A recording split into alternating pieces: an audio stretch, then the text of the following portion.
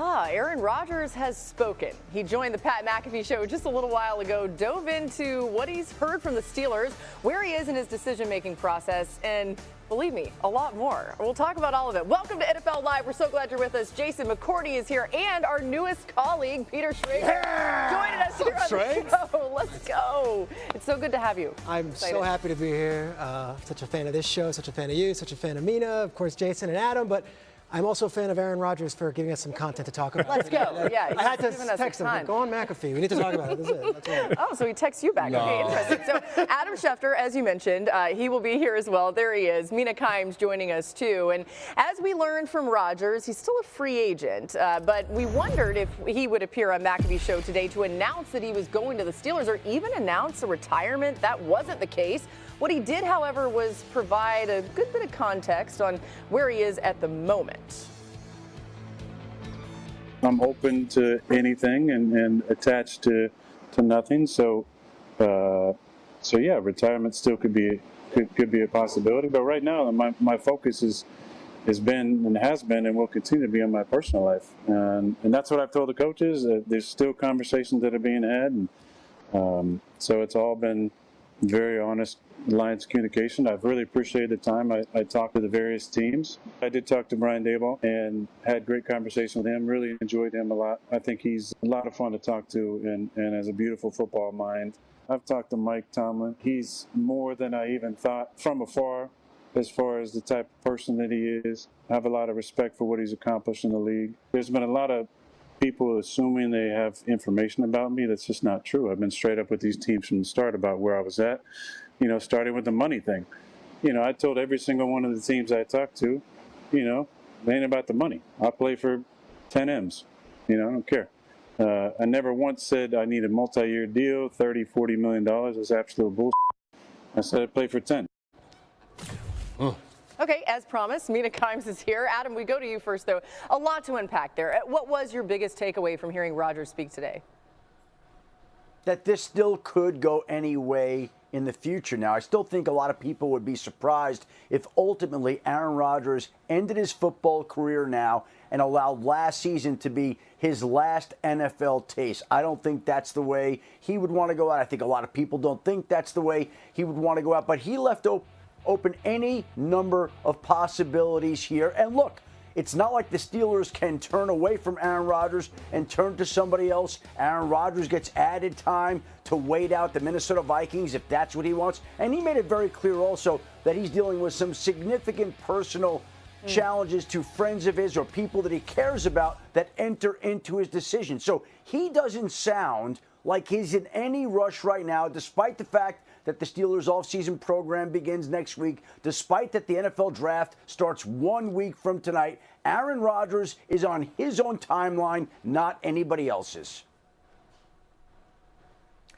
I mean, Aaron Rodgers is 41 years old. Last year, he finished bottom 10 in QBR, yards per 10, completion percentage over expected, what have you. I don't think anyone really believed he was going to command some giant salary or a robust market per se. And I think for the Steelers, while he is perfectly entitled to take his time to make a choice, mentally, what you do in this draft should have nothing to do with whether or not Aaron Rodgers joins your football team. If you like one of the quarterbacks, you draft them. I think this is a team that is well situated for a rookie quarterback, which is something we don't say very often, but the offensive line, the skill players are in good place. You got a good coaching staff, obviously, good defense. So you go into this draft without Aaron Rodgers impacting the process, because who knows how long this thing's going to take with him. I look at this almost from two different vantage points. As a media member, as a fan of the game, I was hoping to get Rodgers on McAfee today and find out that he was going to the Steelers, retirement, something just to get answers. But as a former player, I look at it as Rodgers right now is in the driver's seat. He said it. He doesn't owe the Pittsburgh Steelers, the Minnesota Vikings, us as fans. He doesn't owe anyone anything. He has the right to wait till he knows for sure what he wants to do with his future.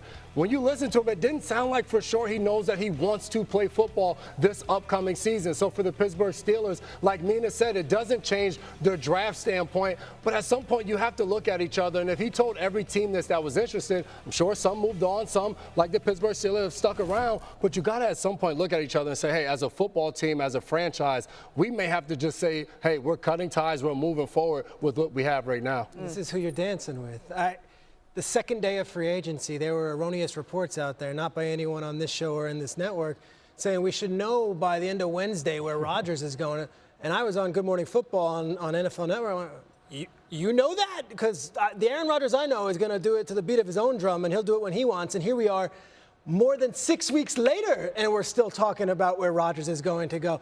And almost moreover, I was intrigued by what he had to say about the way the Jet situation went down, that he flew his own play. He got out there on himself, thought he was going to have an open conversation and have a dialogue, and Aaron Glenn abruptly was like, so we're moving on, dude. Like, and that was that, and that caught him by surprise. So for Rodgers to not give us the answer we want, look, if he was ever going to do this, it would have been at Pat McAfee's big night out in Pittsburgh, and there was going to be a red carpet, and he and Sidney Crosby were going to come out arm in arm and do headbutts with Paul Skeens. It didn't happen. They start their camp soon, like Monday, like it opened, like right. I think they should at least have thought going into this process that they would have an answer by now. They are dancing with the partner that they chose to dance with. This was never going to be on their schedule, and I know that might be very uncomfortable for fans of the NFL.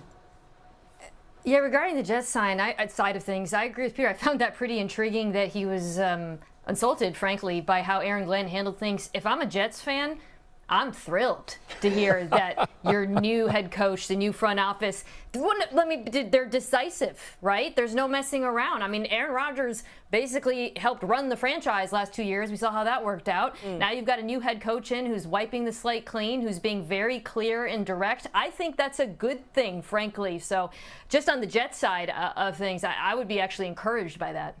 Just for context here, it's worth reminding, I saw this today, Aaron Rodgers hasn't thrown a playoff touchdown since January 24th of 2021. That's 1,544 days ago for anyone counting.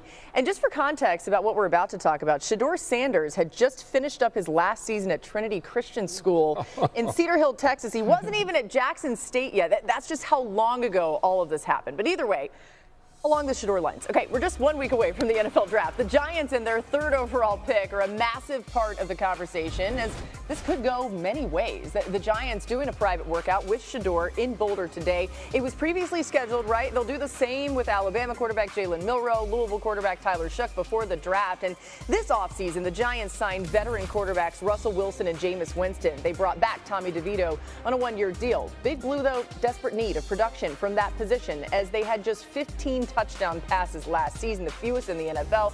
Peter, what are you hearing about the Giants' interest in taking Shedeur at number 3 as we all try to figure this out? Yeah, look, I think at the signing of Jameis Winston followed by Russell Wilson, there are a lot of people who rolled their eyes and said, neither one of those guys can be your long-term answer. This is just, what are you doing?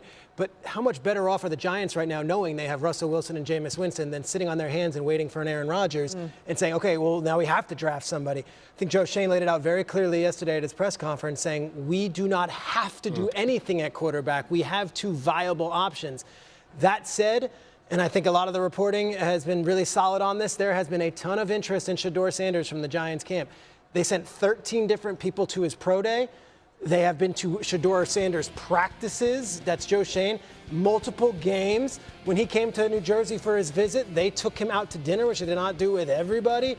I think the Giants are uncovering every stone. Now, the workout today, I think a lot of it was crossing T's and dotting I's, but I would be shocked if he was the 3rd overall pick. I think this is more if he falls to a point where we want to trade back in. Because remember, there is an opportunity cost here. You take Shedeur Sanders at 3, that means you're not taking Abdul Carter and you're not taking Travis Hunter. And I don't know if the Giants can afford to do that with where their roster's at. And I look at just the private workers that they're going to be doing, Jalen Milroe, Tyler Shough. When you look at these other quarterbacks that are in the draft, for the New York Giants, you have Shedeur Sanders ceiling at a certain point. Where do these other guys ceiling rise? Do you look at a Jalen Milroe and say, hey, if everything clicks, we think he can maybe be above a Shedeur Sanders? Do you look at kind of them all being similar? Because if you do, with that 3rd overall pick, to your point, Strikes, you can't draft him there. You you have to try to possibly move up in the first round at the end to get a Jackson Dart, to get a Tyler Shuck, if those guys are available. The Shedeur Sanders side of it, I look at it at possibly 9 for him with the New Orleans Saints, a team that is in dire need of a quarterback with everything that is going on with Derek Carr. But if you're the New York Giants, obviously you know for Joe Shane and Brian Dable, it's going to be a tough year to convince John Mara that you are the guys. Get a sure thing at 3 and see what you can do there, and then maybe try to get your quarterback. Yeah, I think for the Giants, they're considering 3 things, really. One, who are the players available? You guys have alluded to this. Travis Hunter, Abdul Carter, most folks think are the 2 best players in the draft. So those are the players you're choosing between, the sure things, as Jason talked about. And then you're looking, where are we as a franchise? I mentioned earlier in the show that I thought the Pittsburgh Steelers were ready for a young quarterback. Candidly, I don't quite feel that way about New York. There are still other holes on this roster, offensive line, skill players, etc. Now, if the quarterback available to you is so good, it doesn't matter. We look at New England. That was a team that wasn't ready, but no one in that building regrets taking Drake May last year. Obviously the case with Washington as well. I don't think Shedeur Sanders is that type of quarterback where even if the team's not ready, you still take him. So I'm going to agree with you guys. I think they're going to wait and either take a different quarterback later in the round or, as Peter said, potentially trade back up for Shedeur. Look, I think most people believe they're going to wait, but I do want to remind you, he does have the pedigree. He is Mel Kiper Jr.'s top-rated quarterback. There have been people this week, not many, but a couple, who have pointed out, don't be surprised if the Giants take Shedeur Sanders at 3. Do I think it's happening? It doesn't sound like it, but I don't think it can be dismissed. And I know J-Mac brought up the possibility of the Saints, and it would make a lot of sense, and the Saints have had the longest drought of not picking a quarterback in the modern era of the common draft and haven't drafted one in the first round since they took Archie Manning in 1971. But the fact of the matter is, when you talk to people around the league, I don't think they believe the Saints are taking Shedeur Sanders. So if the Giants aren't taking Shedeur at 3, and if the Saints aren't taking Shedeur at 9, now let's start to think and wonder about where Pittsburgh? Shedeur Sanders is going to go.